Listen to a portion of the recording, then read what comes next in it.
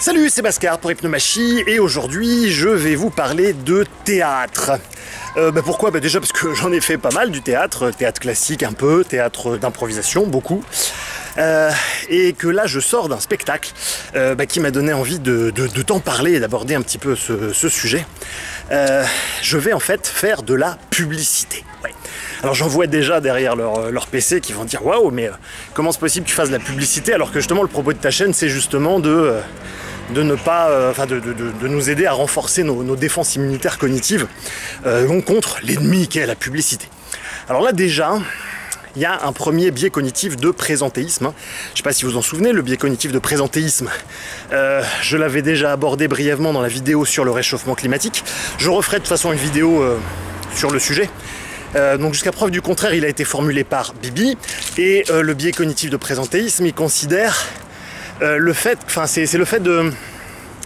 d'attribuer à quelque chose de présent la responsabilité de quelque chose qui s'attribue en réalité à quelque chose d'absent.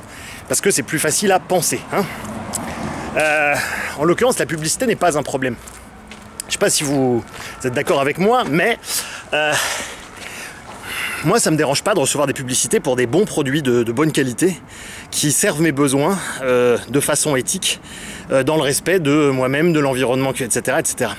En fait, le problème dans la publicité, c'est pas la publicité. Le problème dans la publicité, c'est l'absence d'éthique, c'est l'infrahumanisation du consommateur, c'est d'envoyer un message au tromblon sans se demander si on va importuner ou non les gens, etc., etc.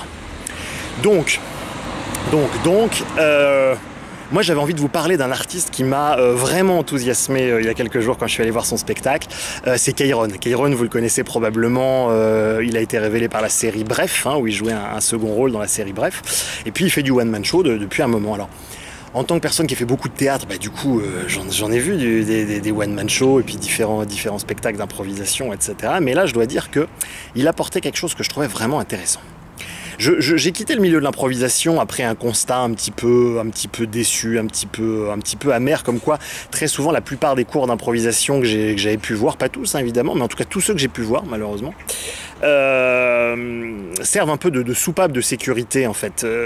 C'est une espèce de pansement sur un jambe de bois, c'est-à-dire que sociologiquement, je vois j'avais vu beaucoup de jeunes gens, on va dire 25-35 ans, quoi, jeunes cadres dynamiques, catégorie socio-professionnelle moyenne et plus supérieure, qui en fait vivaient souvent dans des jobs, vous savez, ce qu'on appelle des bullshit jobs, des jobs en entreprise qui sont pas spécialement épanouissants comme ça, et où en fait leur entraînement hebdomadaire au théâtre d'impro, c'était le seul moment pour essayer de lâcher un peu la pression et de retrouver un peu leur enfant intérieur qui était super discipliné sous un costume cravate toute la semaine, quoi. Donc c'était vraiment une soupape de sécurité pour permettre à des gens de garder un peu d'équilibre psychique tout en développant quelques qualités humaines qui pouvaient leur être utiles dans leur boulot, adaptation, capacité à être déstabilisé émotionnellement et à rebondir, etc. Improvisation, voilà, pour négocier des augmentations ou dealer des contrats avec des gens.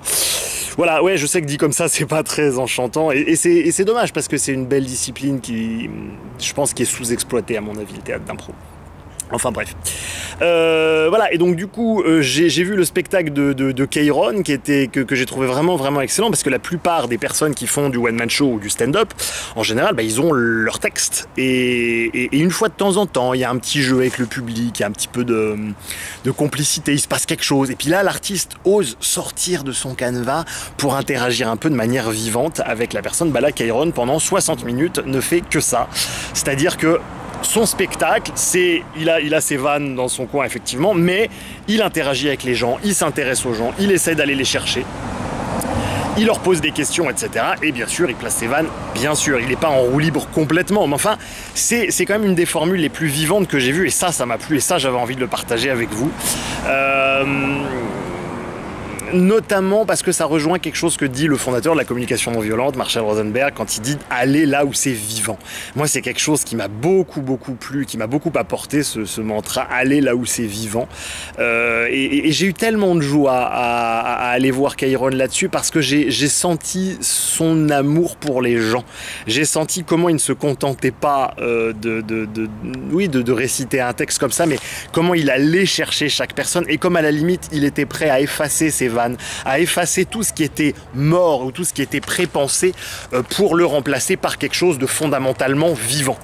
Et ça m'a vraiment plu parce que j'ai trouvé que ça redonnait des lettres de noblesse au métier de troubadour, de saltimbanque, parce que trop souvent le troubadour ou le saltimbanque c'est vécu, c'est perçu comme une espèce de petite parenthèse dans la vie des gens où on oublie un petit peu ce que Lévinas appelait la lassitude d'être soi. Bon, ouais, d'accord. Mais alors que là, non, là je trouvais qu'il y avait une fin en soi, il n'y avait pas ce côté pansement sur jambe de bois dont je parlais tout à l'heure, il n'y avait pas ce côté compensatoire. Moi j'ai juste vu pendant une heure quelqu'un qui était heureux de rencontrer des gens qu'il connaissait pas, qui était heureux d'être en lien, et en fait ça sentait bon simplement l'amour. Et alors évidemment, je dis pas que les autres artistes ont pas ça, etc. C'est pas ce que je dis. Mais ce que je dis, c'est que Kairon le fait depuis un niveau de réalité qui est rarement atteint par la plupart des artistes.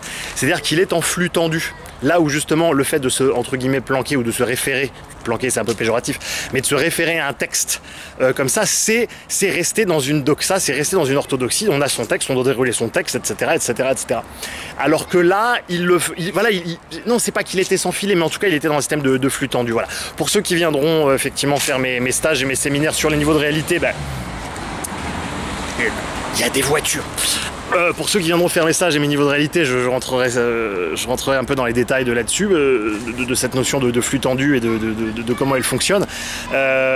Si jamais ça vous intéresse, je viens notamment à Toulouse début novembre. Voilà, vous pouvez venir avoir plus de détails sur la page Facebook Hypnomachie si vous voulez des détails ou dans les commentaires de la vidéo.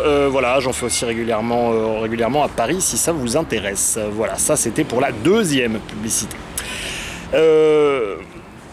Cette notion d'aller où c'est vivant que disait Marshall Rosenberg, moi j'ai mis longtemps à comprendre ce que ça voulait dire. Au départ, je pensais que ça voulait dire fuir les endroits où c'était pas vivant. C'est-à-dire d'arrêter de voir telle ou telle personne, d'arrêter d'aller à telle ou telle activité ou tel lieu. C'est pas faux dans un certain sens. C'est d'ailleurs ce qui est fait justement que j'ai arrêté le théâtre d'improvisation. C'est-à-dire que je trouvais ça pas assez vivant à mon goût justement. J'ai préféré jouer directement dans la vraie vie avec les émotions. Je trouvais ça plus vivant, plus intéressant. Mais à un deuxième niveau de compréhension, aller là où c'est vivant, ça veut aussi dire aller là où c'est vivant chez les gens en face. C'est-à-dire que c'est de réussir à trouver de la vie. Là, vous voyez, par exemple, je sors d'une administration, enfin, les trucs de maison qui rend fou avec des papiers, etc. Machin. Ils m'ont saoulé, hein, ils m'ont saoulé les gens. Hein. Mais, de rester connecté à ce qui était vivant chez la personne d'en face. Ça aussi, ça veut dire aller là où c'est vivant. Et ça aussi, je trouvais ça intéressant. Et je trouvais vraiment que Kairon le faisait à merveille. Voilà. Merci Kairon. Je vous recommande à tous d'aller voir son spectacle. Ça s'appelle 60 minutes avec Kairon. K-H-E-I-R-O-N. Et voilà, c'était mon petit message du jour. À la prochaine. Salut Internet.